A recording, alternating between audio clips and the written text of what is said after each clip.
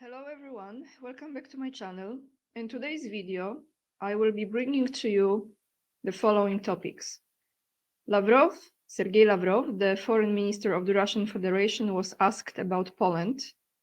I will play for you his answer.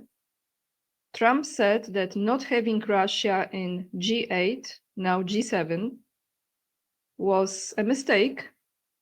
He also dropped the documents at the front of Starmer, the Prime Minister of United Kingdom. I don't think that was by the mistake, but that is just my commentary after that. And a main question, who is really behind this conflict between Israel and Iran, and why Israel attacked Iran? I will play for you two clips from a video from lately my favorite channel, geopolitical channel. To be honest, probably the only one that I go to see a different perspective, away from that perspective that likes to criticize Trump, hate on Trump, and really try to go from the other side of the story and understand what's going on and connect the dots. So let's start with Lavrov. Let me play you this very short clip in which he is addressing Poland and three other Chihuahua countries, or as he calls it, little troublemakers. Let's take a listen.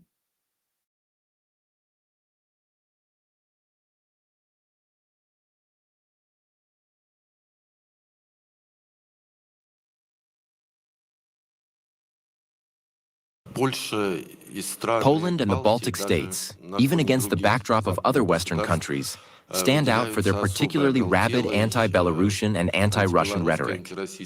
In your opinion, what is the reason for this? Is it possible to somehow influence this state of affairs, considering that elections in these countries, like the recent one in Poland, change nothing? Я два слова могу тоже добавить, если вы не против.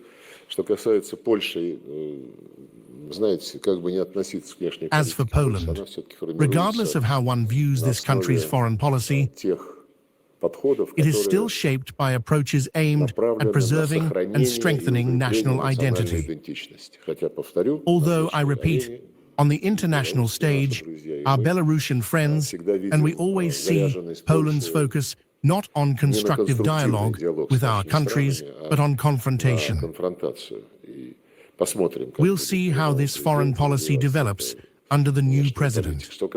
As for the three Baltic states, in addition to what Maxim Vladimirovich said, a childhood association just came to mind. When you go out after school to hang out in the yard, three little troublemakers run up, start demanding 15 kopecks, trying to snatch some sandwich, and when you begin to put them in their place, the big troublemakers, the ringleaders who control these little ones, come running out and set them on normal people. A similar situation is unfolding now with these three Baltic states and those Euro grandees, as they call themselves, who manipulate Latvia, Estonia, and Lithuania to achieve their goal of constantly weakening the Russian Federation and all its friends and allies, including the Republic of Belarus. So, this is not an independent policy, they are puppets. So he didn't call them Chihuahua countries, he called them the puppets or three little troublemakers. There you have it, everyone, from Sergei Lavrov. Now let me take you to Trump and G7 summit that is taking place in Canada. Actually, Trump has already left that summit. But when he arrived, let me find this video for you. This is from yesterday, as I was actually watching this live. And I wanted to record the video for yesterday, but I chosen to do it today. He said a few words about Russia without actually being asked about it. which is quite interesting. But, you know, when you look at what's going on, when you hear the last video that I have for you today, maybe you will see how you can easily connect the dots. So let me mute myself and let's go to what he said about not having Russia as a member of G8, right? No, G7 at this moment.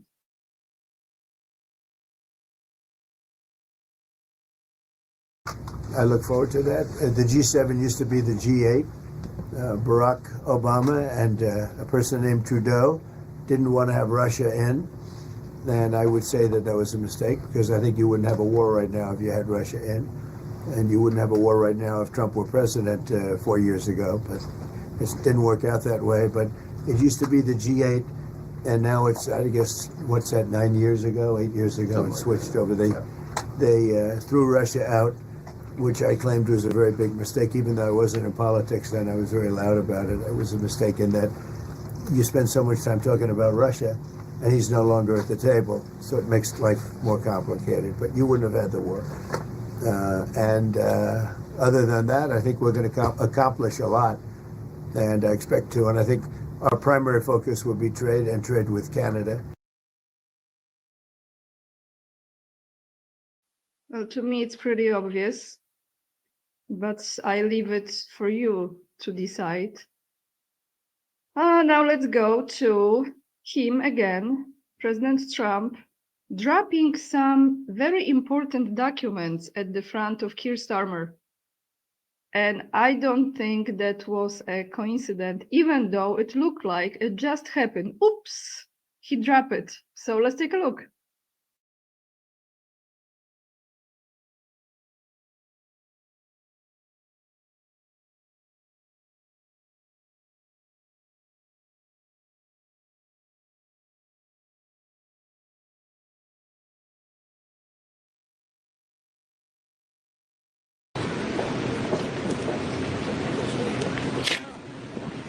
Oh, come on, sir.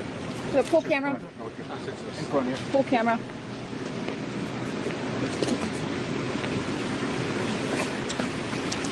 Okay, thank you very much. We all know the great Prime Minister of the UK, and we just signed a document. This is, sorry about that.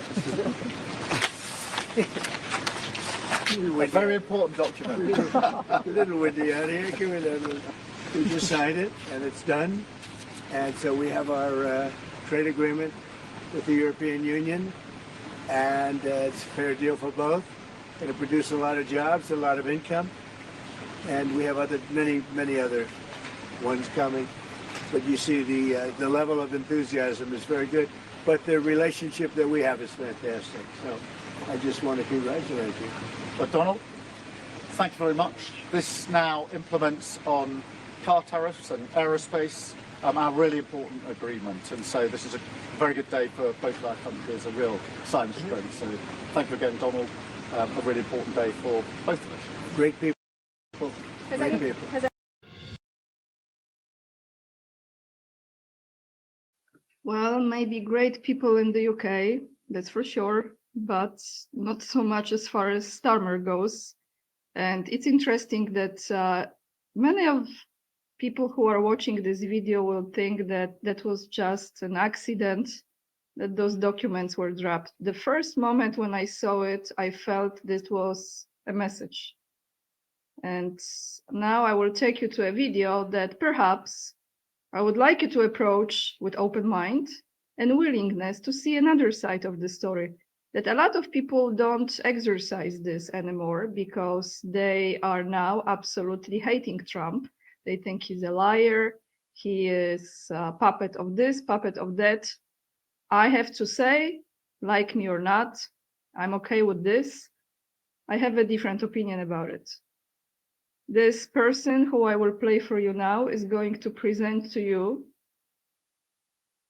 the side of the story, especially in regards to relationship between Putin and Trump, as well as the conflict between Israel and Iran, who is behind it.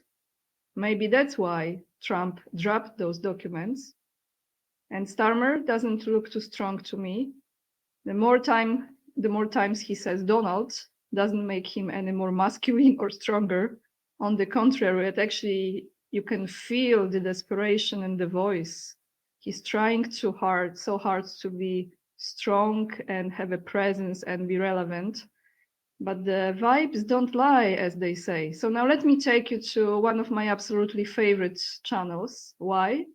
Because I haven't come across anyone who presents the current events in regards to Trump in a way how this channel does, to understand the complexity and the chess game that's being played that many of us might be very confused with. All right, so let's start with the first part of this video, and then I take you to another one. I've brought you this channel a while ago already.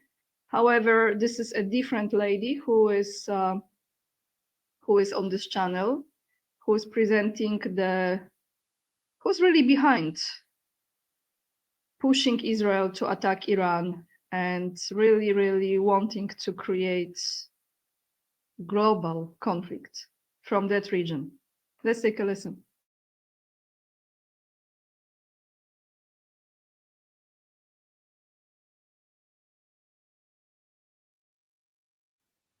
So first, the genius of Trump's Putin flank.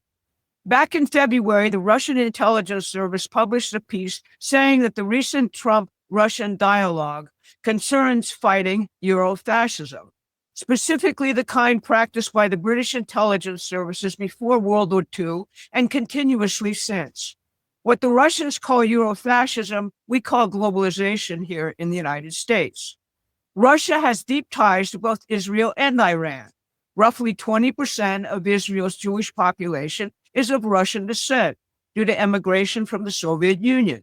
Putin is seen in Israel as having a personal affinity and respect for the Israeli people. He has a personal relationship with Netanyahu. Trade and security ties have been developed and they are deep. Iran considers Russia to be a trusted ally. Russia has supplied the fuel for Iran's nuclear reactors and can overcome all the claims about enhanced enrichment and building a bomb by doing so. That's why Trump has been talking to Putin about Iran and the Middle East during all of their conversations, which started in February. Prior to the recent elite political insanity here, Russia proved itself a trusted ally, most recently regarding Syria under President Obama after 9/11, and historically, of course, during World War II, the Civil War, and our revolution. The consequences of not settling this war quickly, as President Trump is demanding, are dire, like blocking the critical Strait of Hormuz and all major shipping, and sending oil prices through the roof at a time when neither the world's economy or our economy can withstand it. So you see both the logic and brilliance of President Trump's Putin flank and its urgency. But expect freakouts from rhino or brain-dead Republicans and the extant deep state. That's how you'll be able to see them for what they are, those who freak out about this. Now let's talk about the war and the British role. When pressed, Bibi Netanyahu admitted in his appearance on Fox News with Bret Baier on Sunday that Iran could have a nuclear weapon, and I quote, possibly a year from now. That contradicts Israel's insistence that Iran is within weeks of having a nuclear bomb. It's in line with the assessment of U.S. intelligence agencies presented to Congress by DNI Tulsi Gabbard in March, that Iran is not building a nuclear weapon. So why the rush for this attack? Struggling to survive the heat? If you're tired of roasting in stuffy, overheated rooms and don't have an expensive air conditioner. In reality, the attack, planned months ago, was aimed at aborting President Trump's reshaping of the Middle East for peace. That diplomacy was and is occurring largely without Israeli participation. Israel pulled the trigger now to prevent the sixth round of talks between the United States and Iran, which was supposed to take place on Sunday in Oman. Those talks already had substantial Russian input. By drawing Trump into the Middle East war, the British obliterate Trump's drive for peace. Potentially, oil prices go through the roof and vital shipping is blocked, destroying Trump's efforts to rebuild the economy. The war propaganda announces over and over again that President Trump has been secretly controlling Israel's every move. Various Trump deranged peace advocates here have bought into this. If the Iranians believe that Trump hoodwinked them through fake peace negotiations, do you think they will negotiate? Do you think they will hold back from attacking our troops in the Middle East, the attack which could draw us inevitably into this war? There is a direct British hand here, just like in Ukraine's attack on the Russian nuclear fleet on June 1st, which blew up those peace negotiations. In Ukraine, it was the British collaboration with Ukraine in Operation Alchemy, a plan for systematic terrorism against Russia.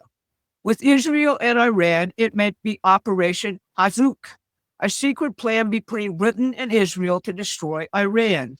Over the weekend, British bases in Cyprus are already active in the new war on behalf of Israel, and the Russian intelligence services are pointing the finger at Britain, not at President Trump. The second flank, Trump. One more time, I want to say, just my opinion, that both Putin and Trump are fighting the same evil. And why I'm saying this, I know that many of you are absolutely hating Trump. You love Putin, but you hate Trump. Some of you don't like none of those two. Some of you like Trump, don't trust Putin. I think both of those two leaders are very, very crucial at this moment in the history of the world and humanity.